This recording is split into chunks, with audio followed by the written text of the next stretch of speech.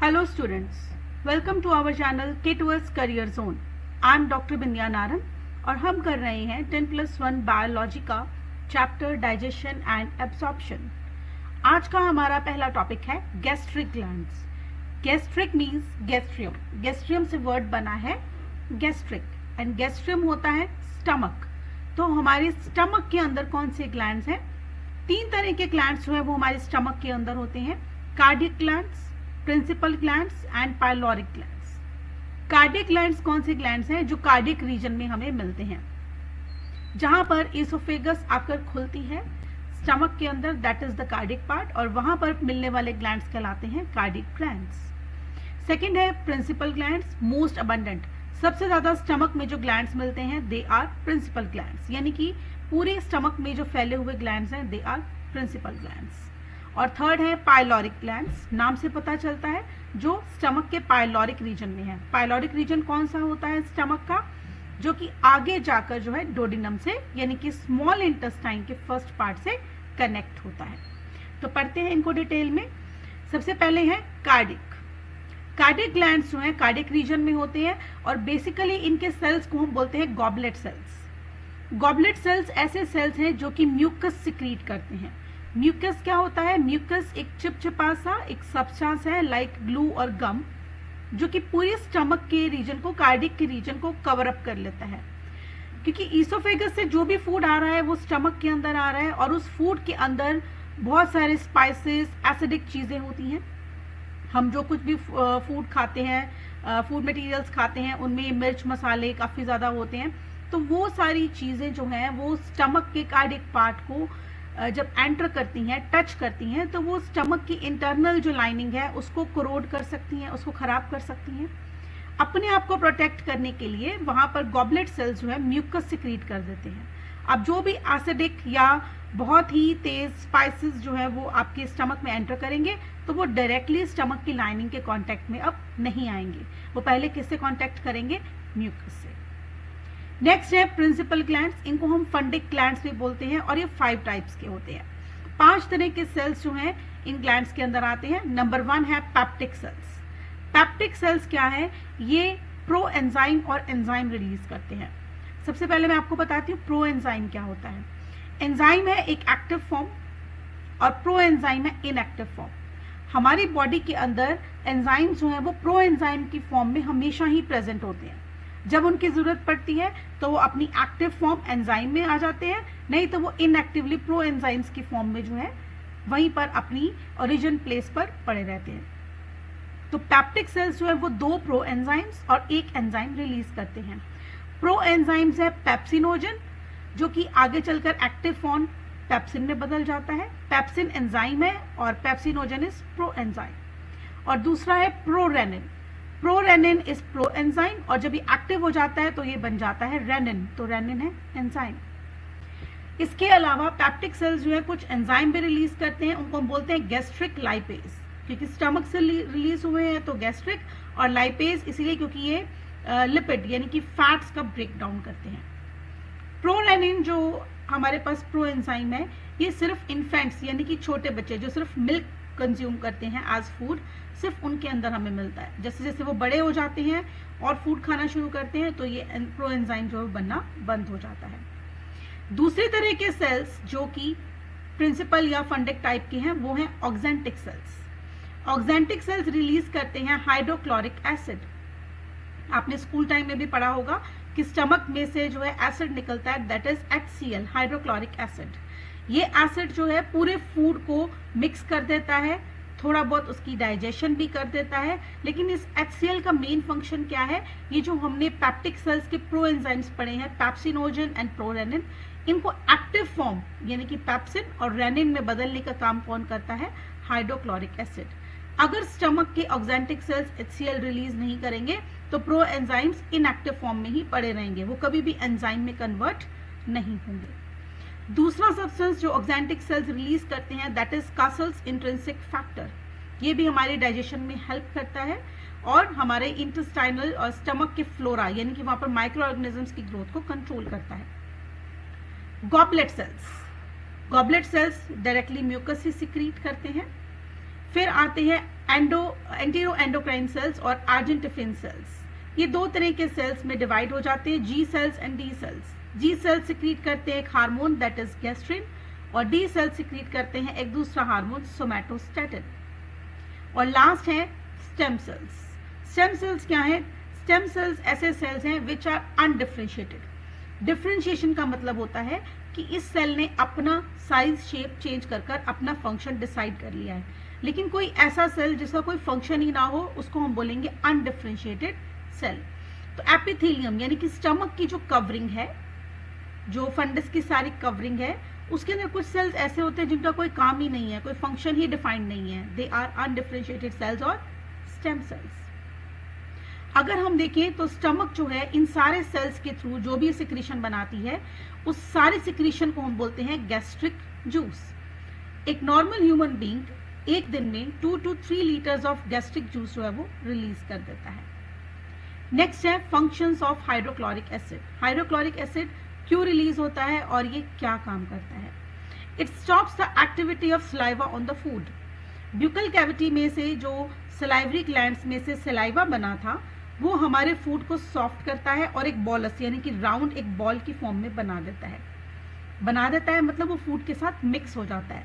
अब यही सलाइवा वाला फूड जो है हमारे स्टमक में पहुंचता है, तो सलाइवा के जो एंजाइम्स है वो एक्ट कर रहे होते हैं, लेकिन अब फूड किसके हवाले हो गया? स्टमक के। तो स्टमक ने अपना काम करने के लिए पहले सलाइवा को खत्म करना है, तो सलाइवा का काम खत्म करने के लिए HCl काम आता है। सेकेंड है HCl changes pro enzymes into active enzymes. ये मैंने आपको बता दिया। पैप्सिनोजन को पेप्सिन में कन्वर्ट करता है और प्रोरेनिन को रेनिन में कन्वर्ट करता है, ताकि ये एंजाइम्स अपनी अपनी डाइजेशन करवा सके। It makes the food acidic, क्योंकि ये एसिड है तो पूरा फूड जो है वो एसिडिक हो जाता है। इट सॉफ्टन्स द फूड, इस वजह से फूड जो है सारा वो बहुत ही सॉफ्ट हो जाता है और वो इजीली जो है मूव भी कर सकता है और डाइजेस्ट भी हो सकता है। नेक्स्ट टॉपिक है लिवर। लिवर को हम मेडिकल टर्म्स में हैपर भी बोलते हैं। लिवर क्या है? It is reddish spongy organ that occurs on the right side of abdomen. हमारे एब्डोमेन के राइट साइड में बिलो द डायफ्राम जो है लिवर प्रेजेंट होता है। I am showing you the diagram. This is a liver. ये liver है, यहाँ कहीं डायफ्राम होगा और ये डायफ्राम के नीचे ये रहा लिवर। लिवर प्रेजेंट होता है हमारी राइट साइड पर, राइट अपर साइड पर हमें जो है लिवर मिलता है। डायफ्राम क्या होता है? डायफ्राम इज अ मसल, एक ऐसी मसल है डायफ्राम जो कि हमारे चेस्ट और हमारे एब्डोमेन को डिवाइड करती है। तो जहां पर आपकी चेस्ट खत्म हो रही है और एब्डोमेन स्टार्ट हो रहा है, वहां के राइट साइड पे आपको मिलेगा liver. So this is a human liver. ये है ह्यूमन लिवर। ह्यूमन लिवर क्या है? It is reddish. हम जब एब्डोमेन को खोलेंगे तो हम देखते हैं लिवर हमें कैसा दिखता है। एक लार्ज स्ट्रक्चर है, रेडिश कलर का होता है, जैसे स्पॉन्ज होती है सॉफ्ट सी, ऐसा सॉफ्ट सा हमें दिखता है। लार्जेस्ट ग्लैंड है हमारी बॉडी का, राउंड अबाउट इसका वेट होता है 1.5 to 1.8 kg। ग्लैंड इसको इसलिए कहते हैं क्योंकि जो भी ऑर्गन या जो भी स्ट्रक्चर को सिक्रीट करे दैट इज ग्लैंड। और लिवर जो है वो बहुत सारे एंजाइम, बहुत सारी सिक्रीशंस जो है वो सिक्रीट करता है, तो इसको हम ग्लैंड मानते हैं। और इसके साइज इतना बड़ा है इसीलिए इसको हम largest gland of human body भी मानते हैं। अगर हम इस लिवर को देखें तो ये लिवर जो है 2 लोब्स में डिवाइडेड है। ये है इसका राइट लोब, जहां जहां मैं आपको एरो दिखा रही हूँ, और छोटे वाला है इसका लेफ्ट लोब। राइट लोब जो है वो बड़ा है और लेफ्ट लोब जो है वो थोड़ा छोटा है। 2 कंपार्टमेंट्स हो गए लिवर के, राइट एंड लेफ्ट। राइट वाला कंपार्टमेंट और लोब जो है दैट इज बिगर वन, और जो लेफ्ट वाला लोब है या कंपार्टमेंट है वो थोड़ा सा स्मॉल है। अगर हम देखें तो लिवर जो है, अगर हम इसको इस तरह से रिट्रैक्ट यानी कि ऐसे ऊपर उठा दें और हम देखें तो अंदर हमें एक स्ट्रक्चर मिलता है गॉल ब्लैडर। गॉल ब्लैडर कैसा है? पायरीफॉर्म। पायरीफॉर्म मीन्स एक जगह से ये चौड़ा होता है और फिर एकदम से कॉन्स्ट्रिक्ट कर जाता है। इसमें से पतली सी फिर डक्ट निकलती है, एक तरफ से चौड़ा, और यहाँ पर आकर ये कॉन्स्ट्रिक्ट कर जाता है। इस शेप को हम बोलते हैं पायरीफॉर्म शेप।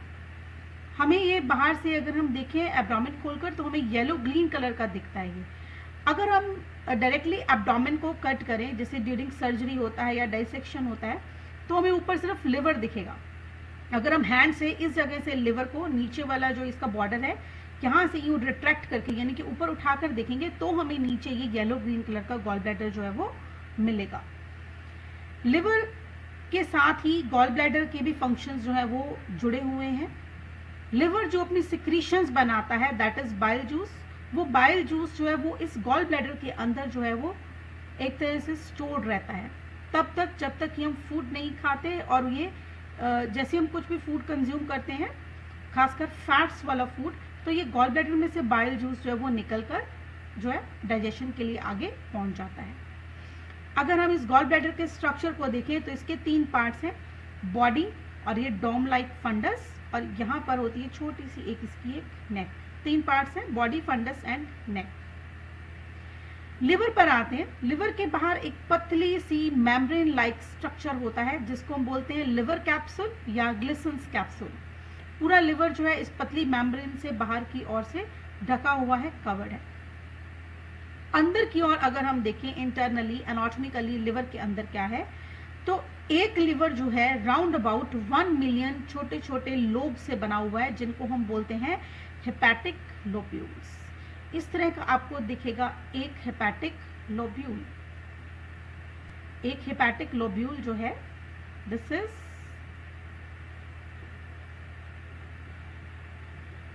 Hepatic lobule.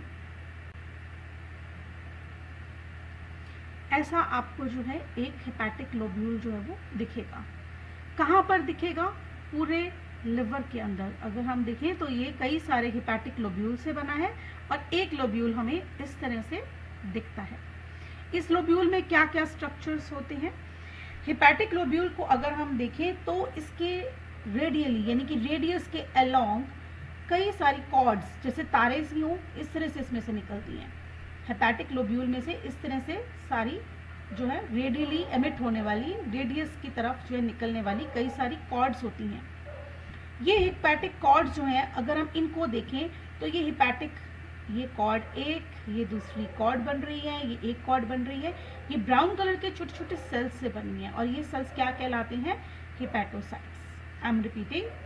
अगर हम लिवर को देखें तो जो लिवर है ये कई सारे हेपेटिक लोब्यूल से बना है और हर एक हेपेटिक लोब्यूल जो है वो हमें इस तरह का दिखता है।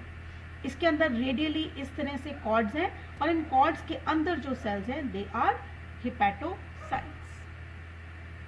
ये जो हेपेटोसाइट्स हैं ये हैं मेटाबॉलिकली एक्टिव साइट्स। यानी कि अगर हम कहते हैं कोई फंक्शन लिवर ने किया, लिवर ने सिक्रीट किया, तो बेसिकली कौन सिक्रीट कर रहा है? हेपेटोसाइट्स। ये वाले सेल्स जो है वो सारी सिक्रीशंस जो है सिक्रीट कर रहे हैं और ये सारी सिक्रीशंस कंबाइन होकर जो हेपेटोसाइट्स सारे बना रहे हैं उसको हम बोलते हैं बाइल जूस।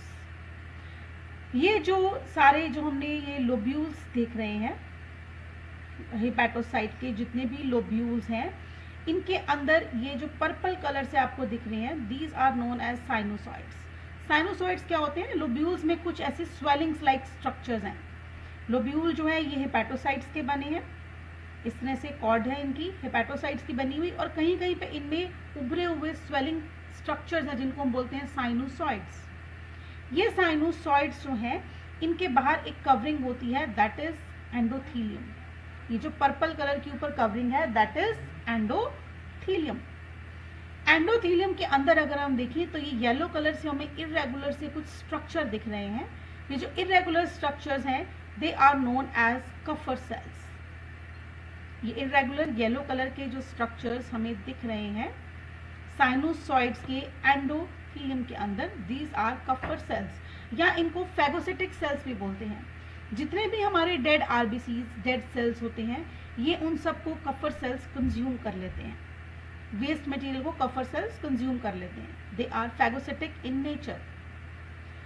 हर एक अगर हम देखें कि हेपेटिक लोब्यूल है उसमें से जो है एक पोर्टल वेन, एक हमारे पास जो निकल रही है बाइल डक्ट और एक निकल रही है हेपेटिक आर्टरी, यानी कि ब्लड सप्लाई सारी जो है इसके अंदर से निकल रही है। सेंटर में है हेपेटिक वेन जिसकी ये आगे ब्रांचेस हैं। अब हम लिवर की ओर आते हैं। यहाँ पर कहीं बहुत सारे होंगे हमारे हिपैटिक लोब्यूल्स जो किससे बने हैं, हिपैटोसाइट से। लेकिन अब ये जो सारे हिपैटोसाइट्स हैं ये सब क्या करते हैं, ये सारे हिपैटोसाइट्स, सारे हिपैटिक लोब्यूल्स अपनी सिक्रीशंस निकालते हैं। सिक्रीशंस इकट्ठी होकर कुछ जो हैं डक्ट्स के अंदर आती हैं। राइट लोब से अलग डक्ट निकलती है और लेफ्ट से एक अलग डक्ट आती है। ये एक लेफ्ट से आ रही है, ये एक राइट से आ रही है। सारे यहाँ पर जो हिपैटोसाइट्स होंगे हर एक हिपैटिक लोब्यूल के, वो सारे अपनी सिक्रीशंस जो है मिलाकर राइट साइड की एक डक्ट और लेफ्ट साइड की एक डक्ट के अंदर मिक्स कर देते हैं। अब ये डक्ट चली यहाँ से, इस डक्ट को हम बोलेंगे कॉमन हिपैटिक डक्ट। हिपैटिक क्यों? क्योंकि हमने लिवर को नाम दिया है हैपर। तो लिवर के राइट साइड से और लेफ्ट साइड से दो जो है डक्ट्स मिलकर एक सिंगल डक्ट में ये बन रही है, that is hepatic duct. Hepatic duct आगे चलकर जो है गॉल ब्लैडर से निकलने वाली एक डक्ट के साथ मिल रही है, ये हिपैटिक डक्ट है। और ये गॉल ब्लैडर से निकलने वाली दूसरी डक्ट है, that is cystic duct. Gall bladder से जो डक्ट निकल रही है दैट इज सिस्टिक डक्ट, और लिवर के राइट और लेफ्ट से मिलाकर जो डक्ट बनी दैट इज हिपैटिक डक्ट। जहां पर ये सिस्टिक डक्ट और हिपैटिक डक्ट दोनों मिल रही हैं, वहां पर एक बड़ी एक और जो है डक्ट बन रही है जिसको हम बोलते हैं कॉमन बाइल डक्ट। ये राइट पार्ट से लिवर के आ रही है डक्ट, ये लेफ्ट पार्ट से आ रही है, दोनों मिलकर क्या बन गई, ये hepatic duct. This is gall bladder, gall bladder में से निकलकर क्या आई है, सिस्टिक डक्ट। और अब इन दोनों को मिलाकर यहाँ से शुरू होकर यहाँ तक जो ये डोडिनम तक जा रही है, this is duodenum, first part of small intestine. तो ये जहां तक जा रही है ये पूरी डक्ट ये क्या कहलाती है, common bile duct. Right hepatic duct, left hepatic duct, दोनों ने मिलकर बनाई common hepatic duct. Common hepatic duct जो है वो सिस्टिक डक्ट के साथ मिलकर क्या बना रही है, कॉमन बाइल डक्ट। ये कॉमन बाइल डक्ट कहाँ पर सप्लाई कर रही है, to the first part of small intestine, that is duodenum. अगर हम देखें तो गॉल ब्लैडर के अंदर ये सारा बाइल जो है, जो कि ये हिपैटोसाइट्स बना रहे हैं, वो सारा इस गॉल ब्लैडर के अंदर स्टोर हो रहा है। कितना स्टोर हो रहा है, राउंड अबाउट एक दिन के अंदर 600 ml जो है बाइल जूस बनता है। बाइल जूस का पीएच जो है वो 7.6 to 8.6 होता है, यानी कि ये बिल्कुल एसिडिक नहीं, अल्कलाइन होता है। इस बाइल जूस के अंदर बहुत सारे सब्सटेंसेस होते हैं, इनऑर्गेनिक सॉल्ट्स होते हैं, बाइल पिगमेंट्स होते हैं। मैंने आपको बताया था कि ये जो कफर सेल्स हैं ये डेड आरबीसीज को कंज्यूम कर लेते हैं। तो उनको कंज्यूम करके क्या करते हैं, उन डेड आरबीसीज जो हैं सारे, उन सबको वो बना देते हैं बाइल पिगमेंट्स। जो येलो कलर का पिगमेंट है दैट इज बिलीरुबिन, और जो ग्रीन कलर का है दैट इज बिलीवर्डिन। आपने सुना होगा अगर किसी को जॉन्डिस हो जाता है तो उसका ब्लड टेस्ट में क्या चेक कराते हैं, बिलीरुबिन। और जॉन्डिस में होता भी क्या है, पूरी स्किन और आइज का कलर जो है हमारा येलो पड़ जाता है। एक्चुअली होता क्या है, लिवर में इन्फेक्शन होती है जॉन्डिस में, और उस इन्फेक्शन की वजह से ये जो बाइल पिगमेंट्स हैं ये सारे निकलने की बजाय, लिवर के अंदर जाने की बजाय, सारे जो है ब्लड के अंदर ही जो है उसकी अमाउंट जो है बिलीरुबिन की बढ़ती जाती है। डेड आरबीसी से निकलने वाले बिलीरुबिन की अमाउंट बढ़ जाती है और पूरी बॉडी की अपीयरेंस जो है वो येलो कलर की हो जाती है। प्लस इस बाइल जूस के अंदर होते हैं कुछ लिपिड्स भी प्रेजेंट। ये लिपिड्स जो है ये भी सभी जो है डाइजेस्टेड फूड के थ्रू ही यहाँ तक पहुँचे हैं। ठीक है, तो ये था लिवर। ये लिवर क्या काम करता है, फंक्शंस, पहला तो इसका हो गया, it secretes bile juice. It converts beta carotene into vitamin A. Beta carotene क्या है, गाजरें जो होती हैं, कैरेट्स जो होती हैं, उसके अंदर होता है बीटा कैरोटीन। हमारी बॉडी को जरूरत होती है विटामिन की, तो ये जो बीटा कैरोटीन है ये विटामिन ए में कन्वर्ट होता है इन द लिवर। आपने जो भी गाजर खाई, कैरेट्स खाई, उसका जो भी बीटा कैरोटीन है वो बनकर जो है आपके लिवर में स्टोर होगा और लिवर में जाकर ये विटामिन ए में कन्वर्ट होगा। इसके अलावा आपने जो भी फूड खाया उसके अंदर विटामिन ए, डी, ई, के और B12 जो भी हैं वो सारे भी लिवर अपने अंदर स्टोर करके रखता है। इसके अंदर आयरन और कॉपर भी लिवर के अंदर स्टोर होते रहते हैं। Along with spleen, it takes part in the disposal of worn out and aging RBCs। मैंने आपको भी बताया कि कफर सेल्स जो हैं वो डेड एजिंग यानी कि बूढ़े हुए, डेड हुए, वॉर्न आउट यानी कि टूटे हुए आरबीसीज को भी डिस्पोज ऑफ कर देता है, उनको बिलीरुबिन और बिलीवर्डिन में कन्वर्ट कर कर खत्म कर देता है। हमने जो भी प्रोटीन खाए वो प्रोटीन जो है वो टूट जाते हैं इनटू अमीनो एसिड्स। अगर हमने ज़्यादा प्रोटीन वाली डाइट ली है, ज़्यादा दालें, चिकन और जो है ये पीज और राजमा ये सब चीज़ें खाई हैं, तो जो एक्सेस अमाइनो एसिड्स हैं उनकी डी अमाइनेशन हो जाती है। डी अमाइनेशन मतलब उनका अमाइनो ग्रुप को रिमूव कर दिया जाता है और वो सब्सटेंसेस भी बचे हुए लिवर के अंदर ही स्टोर हो जाते हैं।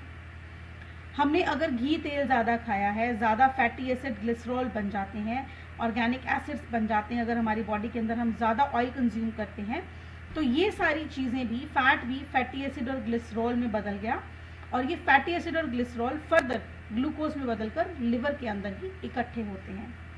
इन फैटी एसिड और ग्लिसरॉल का ग्लूकोज के अंदर कन्वर्ट होकर लिवर के अंदर स्टोर होना, इस प्रोसेस को हम बोलते हैं ग्लूकोनियोजेनेसिस, यानी कि ग्लूकोज की जनरेट होना।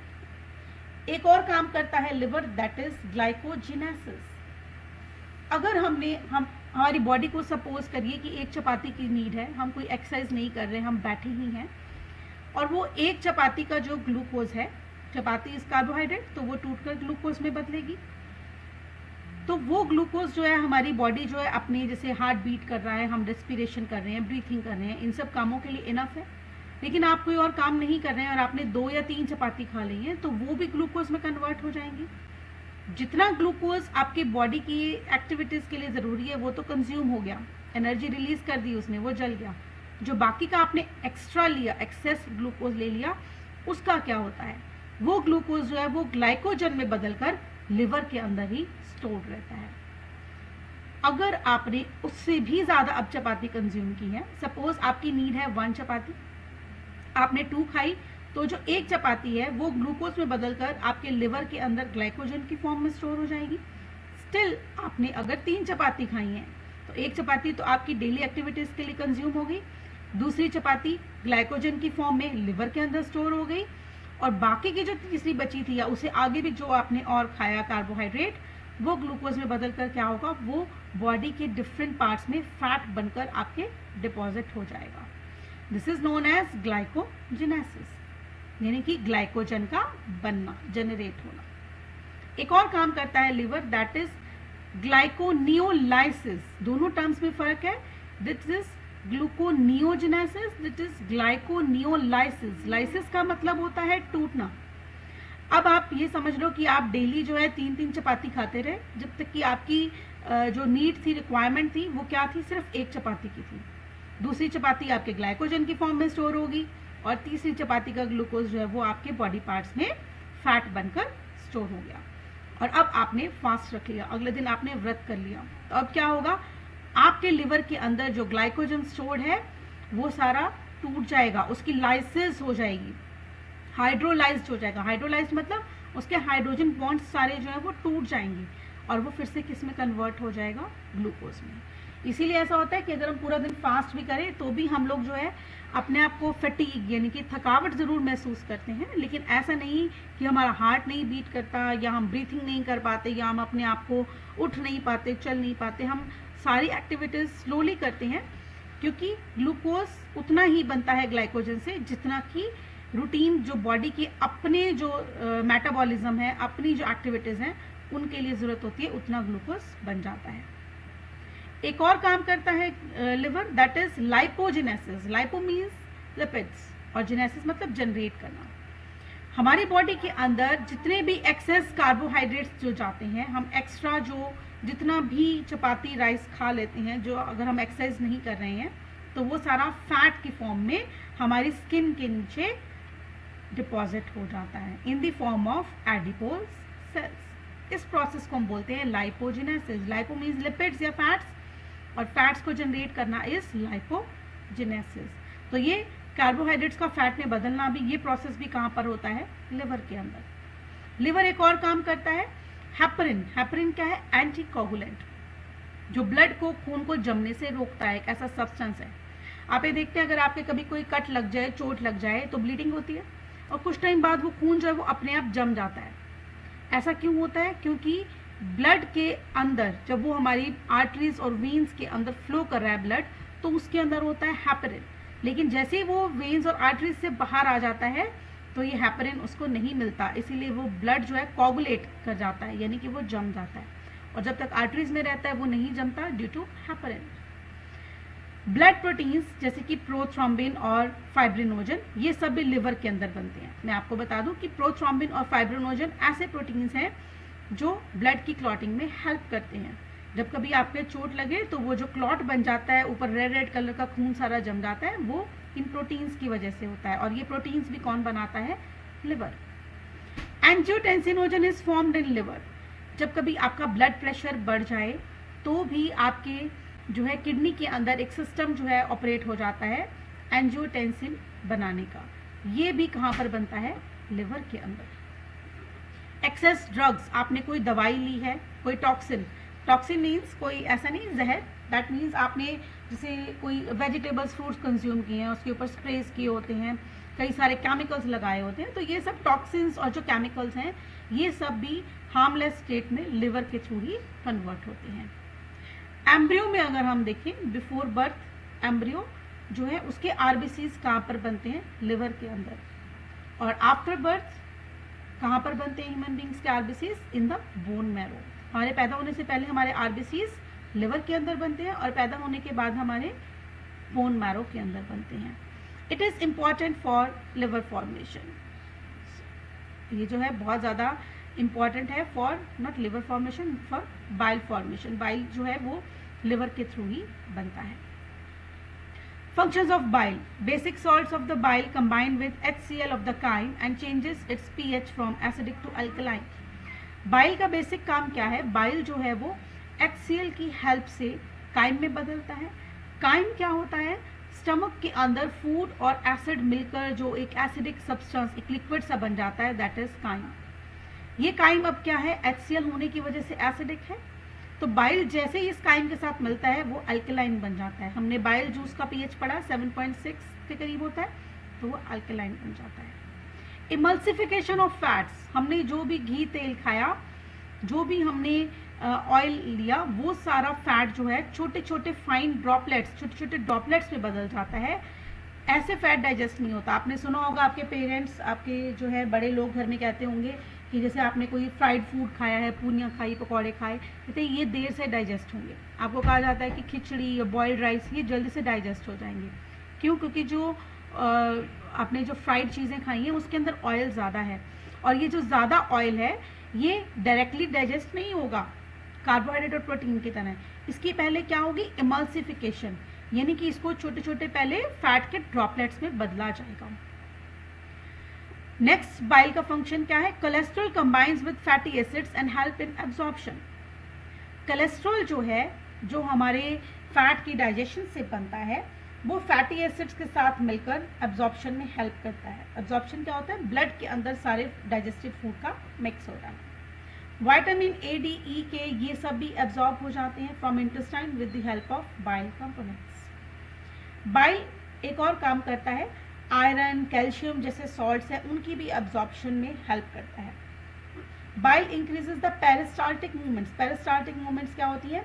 हमारी जो ईसोफेगस है, फूड पाइप है, उससे फूड जो है सारा वो स्टमक के अंदर पहुंचता है। तो वो कैसे पहुंचता है? Through a contraction and relaxation. जो हमारी ईसोफेगस है वो कॉन्ट्रैक्ट होती है, फिर रिलैक्स हो जाती है, और ये फूड धीरे धीरे कॉन्ट्रैक्शन रिलैक्शन की वजह से नीचे की ओर पुश होकर धक्का लगता है उसको, और वो स्टमक के अंदर पहुंच जाता है। तो ये बाइल जूस जो है वो इन पेरिस्टाल्टिक मूवमेंट्स को भी इंक्रीज करता है। It do not allow bacteria to grow, क्योंकि बाइल जूस जो है उसके अंदर कई सारे एंजाइम्स हैं जो कि बैक्टीरिया, हमने जो भी फूड खाया, चाहे हम जितना भी बॉईल कर लें, उसके अंदर कोई ना कोई माइक्रो ऑर्गेनिज्म या बैक्टीरिया तो रह ही जाता है, उसको भी ये डिस्ट्रॉय कर देता है।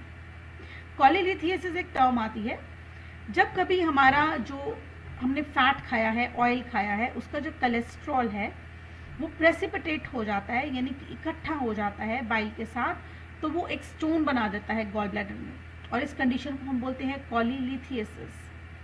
लिथियसिस मीन्स एक स्टोन का बनना, और कॉली मीन्स हम गॉल ब्लैडर के लिए वर्ड यूज करते हैं। तो गॉल ब्लैडर के अंदर कोलेस्ट्रॉल या बाइल जो है वो इकट्ठा होकर जमकर एक स्टोन लाइक स्ट्रक्चर बना देता है. This is known as cholelithiasis. इस केस में हमें करनी पड़ती है कॉलिसिस्टेक्टमी, यानी कि गॉल ब्लैडर को ही हम रिमूव कर देते हैं. इससे हमें कोई फर्क नहीं पड़ता, क्योंकि गॉल ब्लैडर का काम क्या है, बाइल बनाना नहीं, सिर्फ बाइल को स्टोर करना. क्योंकि लिवर अपनी जगह एज इट इज पड़ा है, तो लिवर बाइल बनाता रहेगा, और गॉल ब्लैडर ये है कि स्टोर नहीं कर पाएगा, तो डाइजेशन कोई भी उसके अंदर हिंड्रेंस नहीं होती है. So this was all about liver. There is a mistake, you can correct it. It is important for bile formation also. Thank you very much.